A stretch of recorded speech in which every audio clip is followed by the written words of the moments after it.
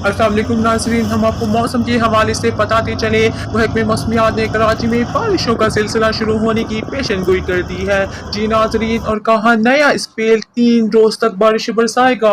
तफसीलात के मुताबिक महकमे मौसमियात ने कराची के मौसम के हवाले से खबरदार किया कि शाम के वक्त मानसून का नया स्पेल कराची में दाखिल होगा, जिसके बायस आज शाम और रात के औकात हल्की से दरमियानी दर्जे की बारिशें मुतवक्के हैं। महकमे मौसमियात का कहना है कि ये स्पेल 3 रोज तक बारिशें बरसाएगा और कल भी वक्फे वक्फे से दरमियानी दर्जे की बारिशें हो सकती हैं।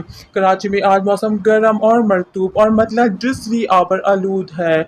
कम से कम दर्जे हरारत 28 डिग्री सेंटीग्रेड रिकॉर्ड किया गया, जबकि से ज़्यादा 34 से 36 डिग्री सेंटीग्रेड तक जाने का इम्कान है।